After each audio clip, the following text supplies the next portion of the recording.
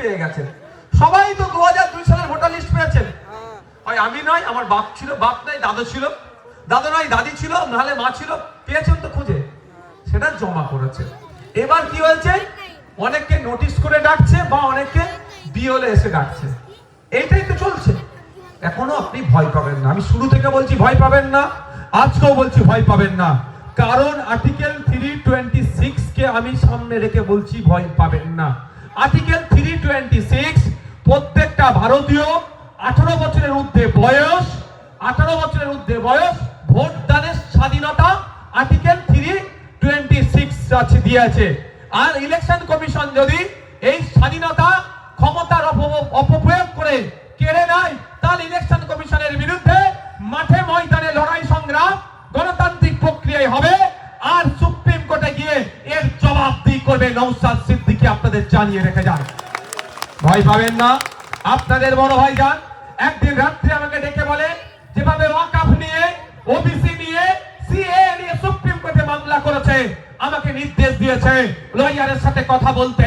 পশ্চিম বাংলার একজন যদি বৈধ ভোটারের নাম কাটা যায়, তার পাশে কেউ থাকুক আর নাই থাকুক, আইএসএফ থাকবে, আব্বাস ভাইজান থাকবে, নওশাদ ভাই থাকবে, আপনারা নিশ্চিন্তে থাকুন। সেই নির্দেশনা আমাকে দিয়েছে, আমাকে জানিয়েছে, আমার মতুয়া হোক, আমার দলিত হোক, আমার আদিবাসী হোক, আমার নবশূদ্র হোক, আমার মুসলমান হোক, আমার খ্রিস্টান হোক, আমার ঝাড়গ্রামের মানুষ হোক, ফুলপুরা শরীফের মানুষ হোক, বসিরহাটের মানুষ হোক, আপনার ঝাড়গ্রামের মানুষ হোক, রাজ্যের যে কোনো প্রান্তের মানুষের একজনেরও যদি বৈধ ভোটারের নাম কেটে দেয়, রাজ্যের মানুষ, কোন শাসক দল তার পাশে থাকুক আর নাই থাকুক, আমাকে নির্দেশ দিয়েছে তার জন্য দিল্লিগামী ফ্লাইট ধরে সুপ্রিম কোর্টে তার হয়ে আইনি লড়াই খামচিহ্ন করবে, নওশাদ সিদ্দিকী করবে। আপনারা নিশ্চিন্তে থাকবেন। ডাক পড়েছে, যাবেন, ডকুমেন্টস নিয়ে যাবেন। কি করবেন? যাবেন, ডকুমেন্টস নিয়ে যাবেন, জমা করবেন, রিসিভ নিয়ে নেবেন। আপনাদের একটাই কাজ, কি? ডকুমেন্টস দেওয়া, রিসিভ নেওয়া। আমি আমার কথা বলছি আপনাদের ভয় কাটানোর জন্য, আমারও তো নাম আসেনি। কি হবে রে ভাই? হ্যাঁ, আমারও নাম আসেনি, তাই ভয় পাচ্ছি। আমি জোর গলায় বলছি, আমি বলতাম এটা আমি অ্যাডের জন্য বলছি না। আপনারা অনেকে ভয় পাচ্ছেন তো। ডেকেছে, কাগজ ফিরে এসে, কি হয়েছে ভাই? কাগজ ফিরে এসে কি হয়েছে? নামের বানান ভুলের জন্য কাগজ ফিরেছে। ম লয় লয় সেই ক, ম লয় লয় দীর্ঘই ক, হস্যের জায়গায় দীর্ঘই হয়ে গেছে, হয়তো কাগজ ফিরে এসছে। তো কি হয়েছে? এটা কোনো ফ্যাক্টর হলো? ভয় পাবার কি আছে? একদম ভয় খাবেন না। আমি আমার কথা বলছি, আমার কাগজ ফিরে এসছে, আমাকে রিভেরিফিকেশন করতে হবে। তো সমস্যা কি? এখন আমি জমা করে নি, 4 দিন আগে আমাকে বলেছে হবে জমা করবো। তো আপনাদেরও বলছি, এই ধরনের যারা এসে কেউ ভয় খাবেন না। এই ভরসাটা তো করেন যে ভাইজান আমাদেরকে ছেড়ে যাবে না, যে বড় ভাইজান যে নির্দেশ ছোট ভাইজানকে দিয়েছে সেটা ছোট ভাইজান অক্ষরে অক্ষরে পালন করবে। এটা বিশ্বাস করেন তো নাকি ভাই? তাহলে আপনারা নিশ্চিন্তে থাকুন। ওই কাগজের জন্য অযথা হয়রানি হবে না। ডাক পড়লে যাবে, বা বিওলে যদি বলে ডকুমেন্টস নিয়ে দেখা করতে যাবেন, গিয়ে আপলোড করে দেবে।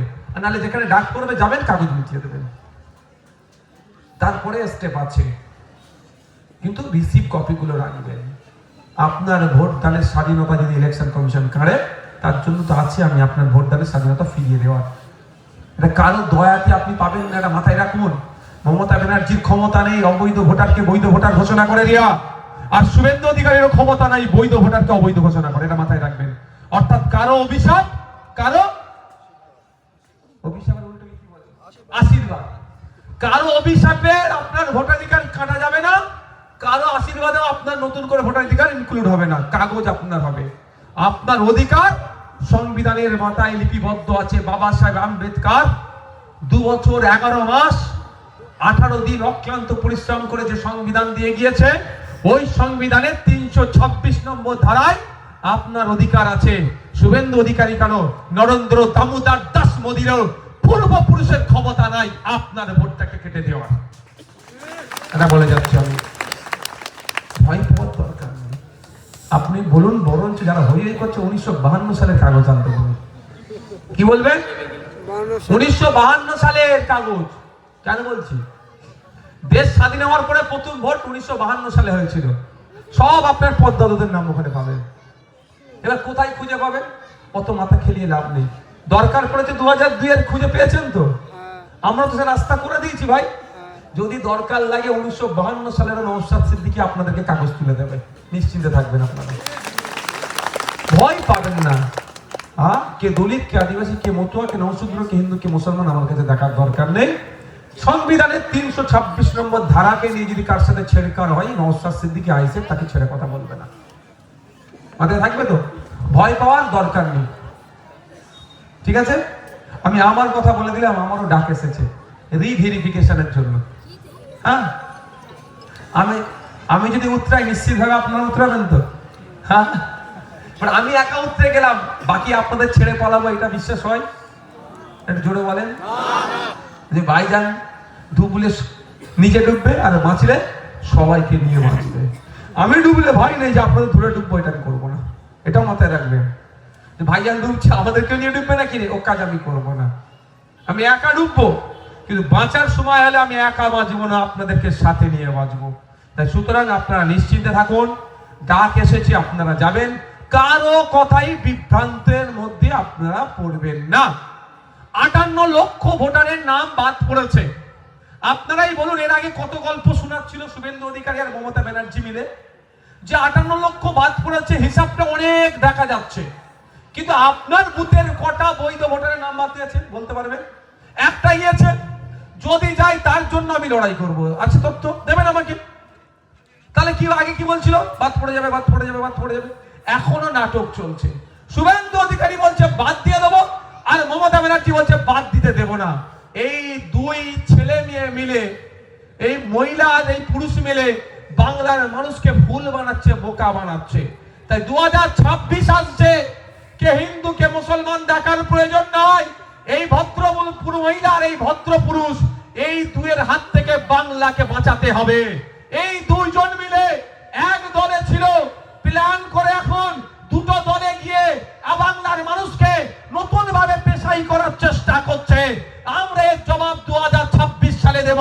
কে মতুয়া, কে দলিত, কে আদিবাসী, কে নমশূদ্র দেখার দরকার নাই। আমরা শিক্ষার আন্দোলন করব, স্বাস্থ্যের আন্দোলন করব, কর্মসংস্থানের আন্দোলন করব। মায়ের হাতে 1000 টাকা ধরিয়ে দিচ্ছে, মায়ের হাতে 1200 টাকা ধরিয়ে দিচ্ছে। মায়ের ছেলেরা যখন চাকরি করতে চাইছে সরকারি, সেই মায়ের কাছ থেকে আবার 15 লক্ষ টাকা ঘুষ চাইছে। এটা হতে দেব না। আমরা 1000-1200-তে বিশ্বাস করি না। হেবি অংশে মায়েরা আছে, মায়েদেরকে জানিয়ে দিতে চাই, আপনারা যদি আমাদেরকে সুযোগ দেন, আমি কম করে মায়েদেরকে মাস গেলে 5000-এর পক্ষে আমি সওয়াল করি। 1000-1200-তে কি হবে ভাই? 5000 টাকা কম করে দিতে হবে। তার পরিবর্তে রাজ্য কিছু কাজ বুঝে নেবে। কিন্তু আজকে 1000 টাকা দিচ্ছে মায়ের হাতে, 1200 টাকা, আর ওই মায়ের ছেলেটা যখন সরকারি চাকরির জন্য যাচ্ছে, 15 লক্ষ টাকা না দিলে চাকরি হবে না। তাহলে লাভ হচ্ছে না লস হচ্ছে? আমরা সেই দিন ফিরিয়ে নিয়ে আসবো মা। একদিকে যেমন 5000 টাকা, তার পরিবর্তে কাজ, সাথে সাথে 550 টাকায় ফর্ম ফিল আপ করবে আপনার ছেলে, আমার ছেলে, আমাদের ছেলেপুলেরা, অর্থাৎ পশ্চিমবাংলার নাগরিক। 550 টাকায় ফর্ম ফিল আপ করবে, মেধার ভিত্তিতে 100% রোস্টারকে মান্যতা দিয়ে চাকরি করবে, কোনো একটা এক্সট্রা টাকা লাগবে না। সেই সমাজ ব্যবস্থা ফিরিয়ে নিয়ে আসবো। আপনারা আমাদের সাথ দেবেন তো নাকি? আপনারা যদি আমাদের সাথ দেন, আমি এখানে থেকে কথা দিয়ে যাচ্ছি, বসিরহাটের মানুষ, হেঙ্গলগঞ্জের মানুষ, সন্দেশখালীর মানুষ, সুন্দরবনের এই উত্তর 24 পরগনা সুন্দরবনের প্রত্যন্ত জেলার মানুষকে আর ছুটে কলকাতায় আরজি করে চিত্তরঞ্জনে মেডিকেলে এনআরএস এ যেতে লাগবে না। উত্তর 24 পরগনাতে আমরা এনআরএস আরজি কর পিজি হসপিটাল তৈরি করব। আপনারা তাও বলছি, আমি শুরুতে বললাম একটা কথা, যেটা ভুল করছে তার শুধরে দেবো, ধরিয়ে দেবো ভুলটা, আর কিভাবে শুধরানো যায় সেটাও বলবো। আপনারা জানেন আমাদের জেলায়, আমাদের রাজ্যে একটা এমস হয়েছে কল্যাণীতে, 1000 কোটি টাকার প্রজেক্ট, খুব বেশি হলে 1000 কোটি টাকার প্রজেক্ট, 1000 কোটি টাকার প্রজেক্ট। আর পশ্চিমবাংলায় এবারে হেলথ বাজেট কত জানেন? 25,000 কোটি টাকা। কত? 25,000 কোটি টাকা হেলথ বাজেট। কিন্তু হসপিটালে গেলে আমি ডাক্তার পাই না, হসপিটালে গেলে আমি ঔষধ পাই না, হসপিটালে গেলে আমি এক্সরে করতে পারি না। কিন্তু 25,000 কোটি টাকা প্রজেক্ট, ওই 25,000 থেকে যদি 1,000 কোটি টাকা আমি বার করে নিই, একটা পিজি হসপিটাল তৈরি হবে না ভাই? প্রতি বছরে একটা করে আমরা পিজি, এনআরএস, চিত্তরঞ্জনের মতো স্টার হসপিটাল এক একটি জেলাতে তৈরি করবো, একটা বছর একটা। আপনারা 26-এ সুযোগ দিলেন, 31-এ শেষ হচ্ছে। 5টা জেলায় আমরা 5টা পিজি, এনআরএস, আরজি করার মতো স্টার হসপিটাল তৈরি করে দেখিয়ে দেবো। কেন কলকাতার মানুষ ছুটে যেতে হবে? মুর্শিদাবাদের মানুষ কেন কলকাতায় আসবে? মালদার মানুষ কেন কলকাতায় আসবে? বাঁকুড়ার মানুষ কেন কলকাতায় ট্রিটমেন্ট করতে আসবে? ইচ্ছা করে ঘুরতে আসুক। এটা বন্ধ করতে হবে। তো বন্ধ করতে গেলে কি হবে? একটু দায়িত্ব দিতে হবে। বাঁকুড়ায় তৈরি হবে পিজি হসপিটাল, পুরুলিয়াতে পিজি হসপিটাল তৈরি হবে, মুর্শিদাবাদে পিজি হসপিটাল তৈরি হবে, দার্জিলিং এ পিজি হসপিটাল তৈরি হবে, দিনাজপুরে পিজি হসপিটাল তৈরি হবে। এরকম ভাবে তৈরি করবো যদি আপনারা সুযোগ দেন, নাহলে করতে পারবো না। তাই বলবো আপনাদের কাছে আশা করব 2026 নির্বাচন আসছে, আপনারা আমাদের সাথ দিন। আজকে একটা বিধায়ক 293টা বিধায়ককে পেরেশানিতে রাখতে পারে, যদি আগামী দিনে নওশাদ সিদ্দিকীর পাশে আরো যদি নওশাদ সিদ্দিকীকে আপনারা যুক্ত করতে পারেন, মমতা ব্যানার্জির সাহস ছিল না এতক্ষণ চুপ করে বসে থাকার, ওকে না গ্রেফতার করে। যদি 10টা নওশাদ সিদ্দিকীকে আপনারা তৈরি করে দিতে পারতেন, তাহলে মমতা ব্যানার্জিকে আজকে গ্রেফতার করতে বাধ্য হতো। ওকে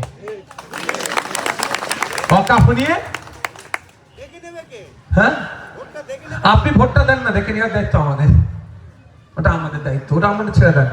আপনাদের কাজ কি? ভোটটা দেওয়া। এবার ওকে প্রশ্ন যদি করি, আপনি ভোট দিলেন, আপনার ভোট আপনি দেখবেন না কেন? আপনার ভোট আপনাকেও দেখতে হবে। যাক, আমরা দেখবো না, নিশ্চিন্তে থাকুন, ভোটটা আপনারা দিয়ে দেন। আপনারা বলুন, যদি 10টা নওশাদ সিদ্দিকীকে দেন, তবে হ্যাঁ, এটা মাথায় রাখবেন একটা কথা, যে মুসলমানকে জিতালেই আমার অধিকার পেয়ে যাবো, এই ধারণা করবেন না একদম। ফিরহাদ হাকিম মুসলমানদের মুখ্যমন্ত্রী, ওর দিয়ে মুসলমানদের কি লাভ হচ্ছে ভাই? কোন হাত তুলে কোন লাভ হচ্ছে? সিদ্দিকুল্লাহ চৌধুরী, ও ভাই মুসলমান, লাভটা কি মুসলমানের হচ্ছে? এতটুকু কথা সিদ্দিকুল্লাহ বাবুর মুখ থেকে বেরোলে না। অসীম সরকার যে কথা বলেছে, অন্যায় করেছে, ওকে জেলের মধ্যে রাখা দরকার, এতটুকু বলার সাহস ফিরহাদ হাকিম সিদ্দিকুল্লাহ চৌধুরীরা দেখাতে পারলো না। তাহলে মুসলমানদের লাভ কি হবে ভাই? মানুষের মতো বিধায়ক তৈরি করতে হবে। সে দলিত, আদিবাসী, হিন্দু, খ্রিস্টান, উচ্চবর্ণ, আপার কাস্ট, নওশাদ সিদ্দিকী যে কেউ হতে পারে। যদি মনে করেন আদিবাসীদের পাঠালে আদিবাসীদের লাভ হয়ে যাবে, 18টা বিধায়ক আছে আদিবাসীদের, তারা আদিবাসীদের দুরবস্থার কথা তুলছে না কেন? পশ্চিমবাংলার বিধানসভায় দাঁড়িয়ে 6 শিডিউলকে ইমপ্লিমেন্ট করো, এটা বলছে না কেন? ফুল ফ্লেজে বলার সাহস দেখাচ্ছে না। তাহলে আদিবাসীদের লাভ কি হবে? 68টা বিধায়ক আছে দলিতদের, নমশূদ্র সমাজের মানুষ, দলিত যারা, পিছিয়ে বর্গের যারা, 68টি বিধায়ক আছে, কিন্তু পশ্চিমবাংলার বিধানসভাতে দাঁড়িয়ে একবারের জন্য বলছে না ফেক এসসি সার্টিফিকেট গুলো বন্ধ করতে হবে। লাভ কি ভাই তাহলে সংখ্যা দিয়ে?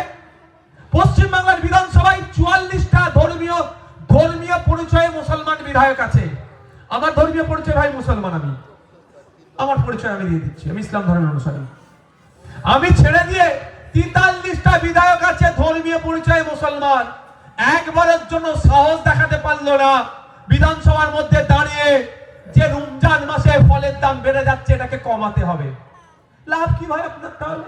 তাই অনুরোধ এটাই যে আমার ধর্মের মানুষকে পাঠিয়ে দিলে আমার উপকার হয়ে যাবে, এটা মাথা থেকে সরিয়ে দেন। আমার ধর্মের মানুষ ফিরহাদ হাকিম, উপকারের থেকে অপকার হচ্ছে, বরঞ্চ আপনার ওয়াকফ সম্পত্তি সব থেকে বেশি চুরি করে ওই চোরটাই রেখেছে। ওই রকম পাঠিয়ে লাভ হবে না, মাথায় থাকবে তো। তাহলে আমরা কাকে পাঠাবো? জনগণের জনপ্রতিনিধি, যে ধর্মস্থানে থাকবে, সামাজিক পরিচয়ে আমার যে অধিকার সেটা নিয়ে যিনি সোচ্চার হবেন, তাকে আমরা ভোটে জিতিয়ে পাঠাবো। একবারের জন্য ওই ধর্ম দেখে ভোট দিতে যাবেন না। ধর্ম দিকে ভোট দিতে গিয়ে আজকে সারা ভারতবর্ষের হিন্দুরা বুঝতে পারছে, কেউ বুকে হাত দিয়ে বলতে পারবে যে মোদিজি 2014 পরে এসে সেই হিন্দুটার ব্যক্তিগত লাভ হয়েছে? ব্যবসা আরো পিছিয়ে যাচ্ছে। 2011 সালের আগে মমতা ব্যানার্জি বলেছিল মুসলমানদের বাঁচাবো, ভোট দিয়েছিলেন, বলুন বুকে হাত দিয়ে একটা মুসলমান উপকৃত হয়েছে? হ্যাঁ হয়েছে। কে? যে তোলাবাজ, কাটমানি খোর, সারা উপকৃত হয়েছে, কিন্তু সাধারণ মুসলমান উপকৃত হয়নি। তাই অনুরোধ, ধর্ম দিকে ভোট দেবেন না, ভোট দেবেন আদর্শগত দিক থেকে। আর আগামীতে কি হবে? আচ্ছা, আপনি এইটা বলে শেষ করে দেবো। আপনার পেশা কি? আপনার কাজ বাজ কি করেন? দর্জি আর চাষবাস, এটা বেশি তো। আমি দুটো উদাহরণ দিয়ে শেষ করব। এনার্জি আছে? এখানে তোমার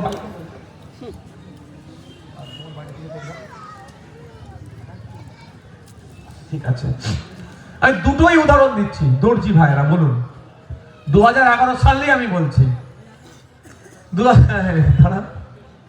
মমতা ব্যানার্জি আপনাকে উপহার দিয়েছে, আপনি মমতা ব্যানার্জিকে উপহার দিয়েছেন গিভ অ্যান্ড টেক পলিসি হয়তো ভাই।